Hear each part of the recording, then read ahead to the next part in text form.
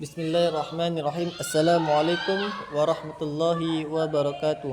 Alhamdulillah hamdan katsiran kama amar. Asyhadu an la ilaha illallah wa asyhadu anna Muhammadan abduhu wa rasuluh la nabiyya ba'da amma ba'du. Baik teman-teman semua, pada kesempatan kali ini kita akan membahas konsep pendidikan dalam Quran surat Yunus ayat 22 sampai ayat 23. Sebelum kita masuk kepada pembahasan, saya akan membacakan Quran surat Yunus ayat 22 sampai ayat 23. A'udzu billahi minasyaitonir rajim. Bismillahirrahmanirrahim. Huwallazi yusayyirukum fil barri wal bahri hatta idza kuntum fil fulk وجرين بهم بريح طيبة وفرحوا بها جاءتها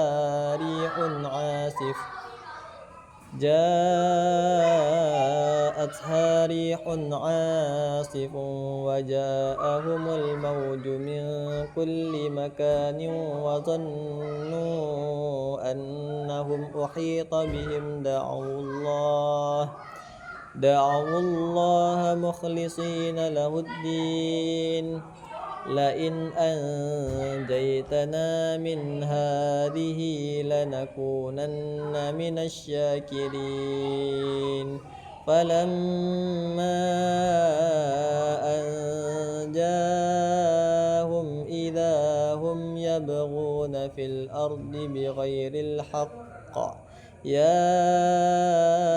أيها الناس إنما يبغيكم على أنفسكم متاع الحياة الدنيا ثم إلينا مرجعكم فننبئكم بما كنتم تعملون صدق الله العظيم.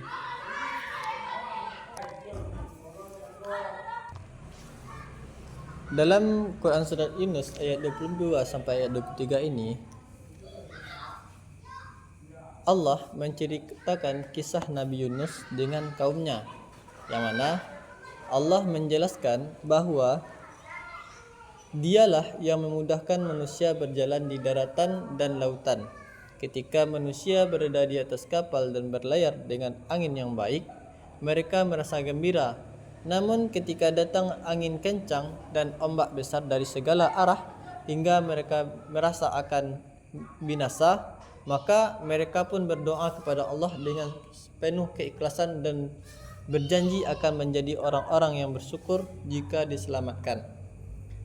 Setelah Allah menyelamatkan mereka, sebagian manusia kembali berbuat zalim dan melampaui batas di bumi tanpa alasan yang benar. Allah menegaskan bahawa kezaliman mereka perbuat tersebut hanya akan merugikan diri mereka sendiri, karena kehidupan dunia hanyalah kesenangan sementara dan pada akhirnya semua manusia akan kembali kepadanya untuk mempertanggungjawabkan apa yang mereka perbuat selama di dunia. Selanjutnya, konsep pendidikan yang dapat kita ambil dari Quran surat Yunus ayat 22 sampai ayat 23 ini yaitu, yang pertama, pendidikan tauhid. Ayat ini mengajarkan bahawa hanya Allah yang memiliki kekuasaan atas keselamatan manusia di darat maupun di lautan.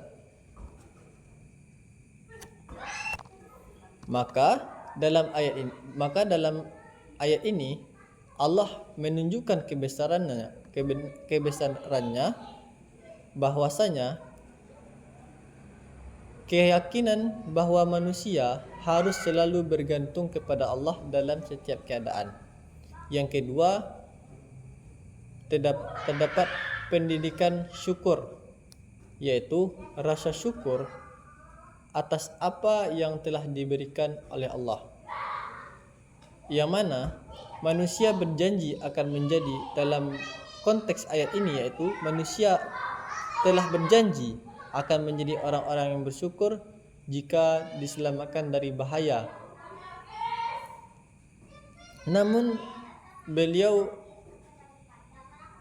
orang-orang tersebut tidak dapat memanfaatkan, tidak dapat mensyukuri atas apa yang Allah berikan kepada mereka. Maka balasan yang Allah timpakan kepada mereka yaitu mereka akan diazab dan perbuatan mereka akan dipertanggungjawabkan. Yang ketiga, pendidikan tawakal. Setelah manusia melakukan usaha, selanjutnya manusia diperintahkan untuk berserah diri kepada Allah. Ayat ini mengajarkan keseimbangan antara ikhtiar dan tawakal sebagai bagian dari pembentukan kepribadian seorang muslim. Yang keempat, pendidikan akhlak. Pada ayat ini Allah mendidik manusia agar memiliki akhlak yang baik, tidak melampaui batas dan tidak menyalahgunakan nikmat yang telah Allah berikan.